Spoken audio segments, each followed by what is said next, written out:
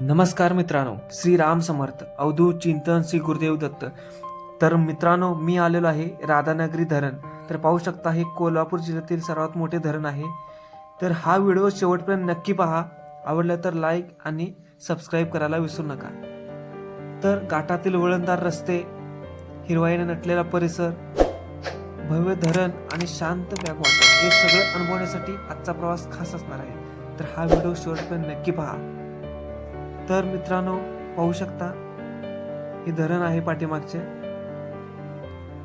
आणि इथं व्हिडिओ करण्यास सक्त मनाई आहे. तरी पण मी छोटासा प्रयत्न केलेला आहे. आणि हे धरणाकडे जाणारी वाट आहे, पाहू शकता तुम्ही.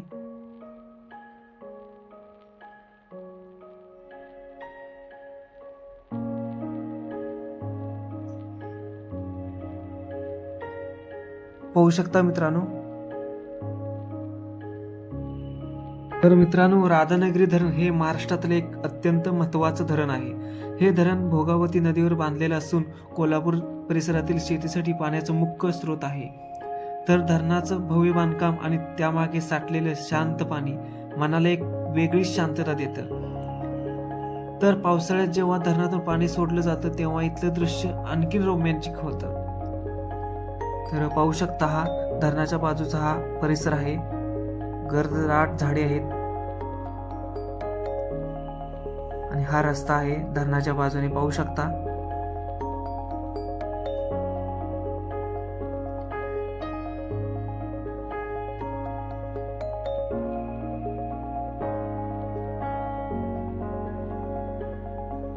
तर मित्रांनो,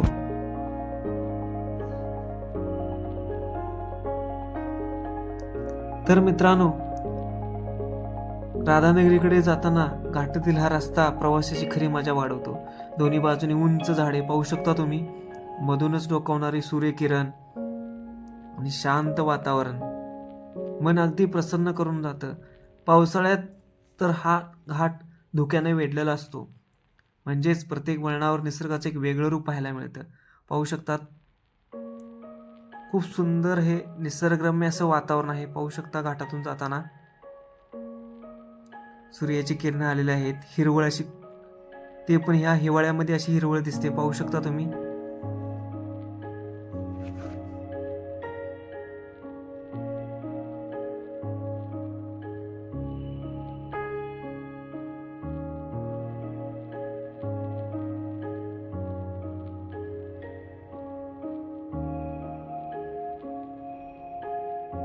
तर मित्रांनो, सध्या आपण आलेलो आहे राधानगरी बॅकवॉटरला. पाहू शकता, सुंदर असा व्ह्यू आहे, पाहू शकता तुम्ही. तर धरणाच्या बॅकवॉटर परिसरात निसर्गाचं खरं सौंदर्य अनुभवायला मिळतं. निळसर पाणी, हिरवी झाडं आणि शांत वातावरण पाहू शकता तुम्ही.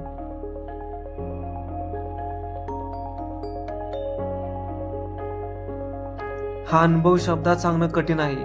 इथे बसून सूर्यास्त पाहणे म्हणजे एक अविस्मरणीय क्षण आहे. पाहू शकता, निळसर असं पाणी आहे, शांततेत फक्त वाऱ्याचा आवाज आणि पाण्याच्या लाटा आणि चहूबाजूला डोंगर पाहू शकता तुम्ही. मित्रांनो, हा तर एक सेल्फी पॉइंट म्हणून पण ओळखला जातो. भरपूर पर्यटक येथे सेल्फी काढण्यासाठी पण थोडा वेळ विश्रांती घेतात. तर माझ्या पाठीमागे पाहू शकता तुम्ही. सध्या हिवाळा असल्यामुळे पाणी कमी झालेलं आहे, तरी पण हा एकदम सुंदर स्पॉट आहे. तर पाहू शकता, हा सेल्फी पॉइंट म्हणून ओळखला जातो.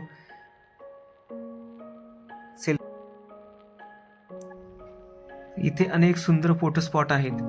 हा आर्च तर पर्यटकांसाठी एक खास आकर्षण आहे, पाहू शकता पाठीमागे. तर निसर्गाच्या सानिध्यात घेतलेले फोटो आपल्या प्रवासाच्या आठवणी कायम जपून ठेवतात. तर मित्रांनो, राधानगरीला आलात तर जवळच दाजीपूर वन्यजीव अभयारण्य आहे, नक्की भेट द्या. इथे तुम्हाला बाईसन, हरिण आणि विविध पक्षी पाहायला मिळतात. निसर्ग आणि वन्यजीवन याचा सुंदर संगम येथे अनुभवता येतो. तर प्रवासाची माहिती अशी आहे की राधानगरीला भेट देण्यासाठी सर्वोत्तम काळ म्हणजे पावसाळा आणि हिवाळा. कोल्हापूरपासून सुमारे 50 ते 55 किलोमीटर अंतरावर हे स्पॉट आहे. तर पाहू शकता हे पाणी आणि या पाण्याच्या मंद अशा लाटा.